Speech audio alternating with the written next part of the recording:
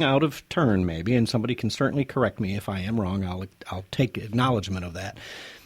But isn't the Constitution only for citizens, not for illegal aliens? Yeah, Exactly. but this is supposed to be affecting local municipalities, so does it become overreach? You know, that's where he's coming from. I don't know exactly, and I don't agree. But I think this guy, because this guy has been an anti-Trumper, an anti-whatever for as long. I am really disappointed in him. I thought Justin Amash was a good guy a couple years ago, and he's really taken a turn to the dark side. And I hope to God in West Michigan they primary this guy out this next time around. Yes, definitely. Well, thank you. Bye-bye. All right, thank you. Take care, Joanne.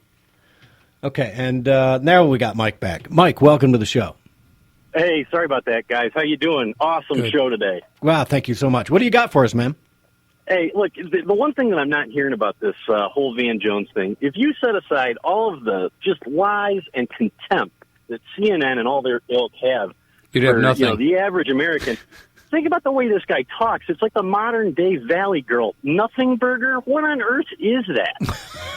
The guy, there's no intellect coming out here. A nothing burger? Can you see yourselves saying that in a sentence if you weren't quoting Van Jones? Right. Well, it's absolutely ridiculous. We know what the nothing burgers at CNN have all turned into. Crap sandwiches. That's what they've turned into. Well, you said if exactly. I'm not taking a bite this time.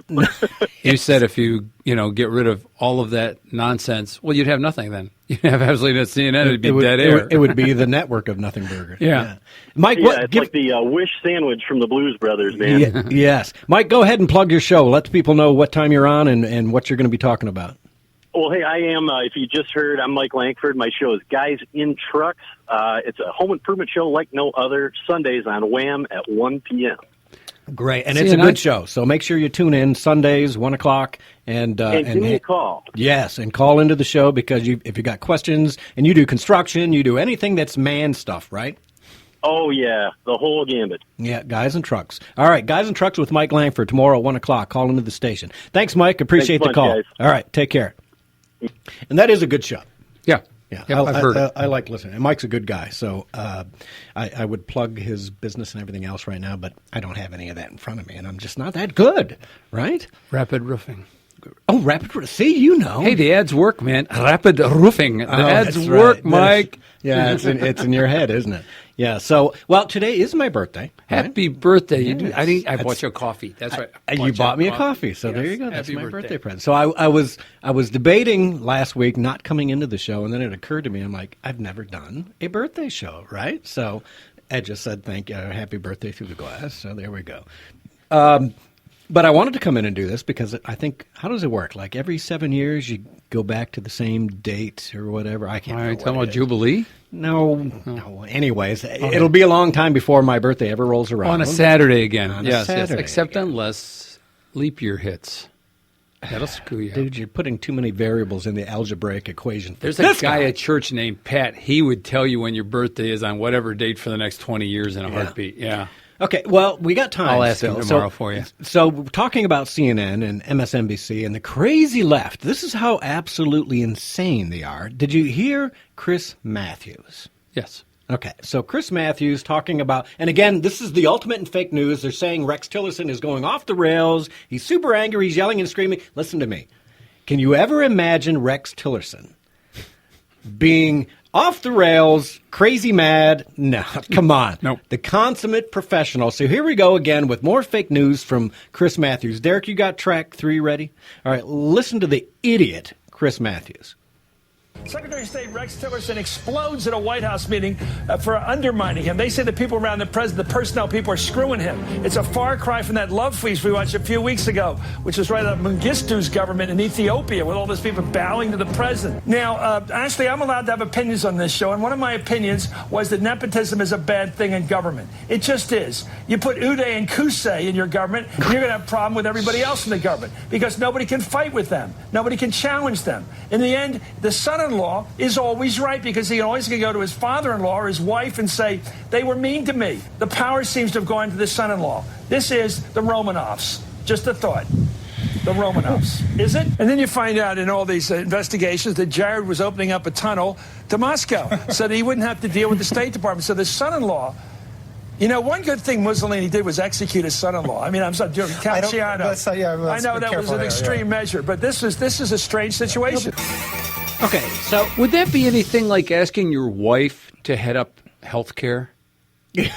You know, I mean, okay, yes. Really, Hillary and care? And she was going to have Bill fix the economy, oh, right? Yeah. You get a twofer if you reelect Bill. You get, I mean, listen, what the heck, man? I got to say, I'm not a Jared Kushner fan. Nope. So far, from what I've seen and what I know, right? Had higher hopes for him. And I'm not an Ivanka Trump fan, other than the fact that she's a very pretty lady and obviously seems to be very classy and nice. But she's a tad too liberal. I think they both are for me. But we voted. Let's face the fact. The Democrats forget this fact all the time. The most liberal of all the Republican candidates was Donald Trump. Yeah. What would you be doing to a guy like Ted liberal Cruz? For many years, donated to liberals for many years, millions of dollars to the Hillary, for Senate campaign. I mean, come on. They've turned him into the alt-right devil.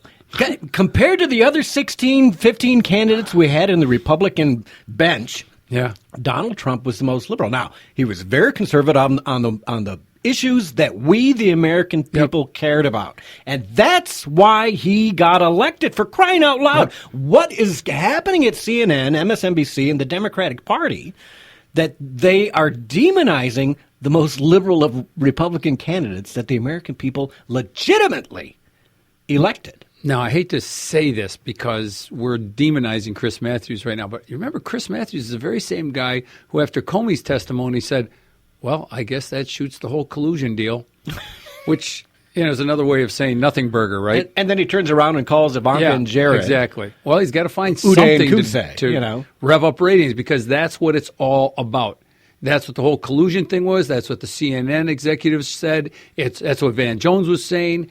It was all about ratings for CNN. They were willing to flush the toilet down the country so that they got ratings. Yeah, yes. And you can go to thedailydrift.com. I've got those links on there. You'll be able to catch the Project Veritas videos of Van Jones, of Jimmy Carr, and there was the first one earlier in the week. I forgot Bohinchik or something. Bana, whatever his name is. From CNN. Yeah, and so it has really unraveled CNN because, when James Okeefe calls them the American Pravda, it doesn't get any more spot on than that. It really doesn't. This is fake news that is doing whatever it can. What's that music? It's the end of the hour.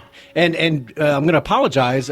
We had Congressman Tim Walberg was calling in today, and I had no idea. I kind of forgot that it was the first Saturday, but I never got the warning that it was the first. Anyways, normally we'll do that. So next week we'll have Congressman Tim Walberg on the show. Until then, go to thedailydrift.com. It's the news. You need to know. You need to know. We'll see you next week.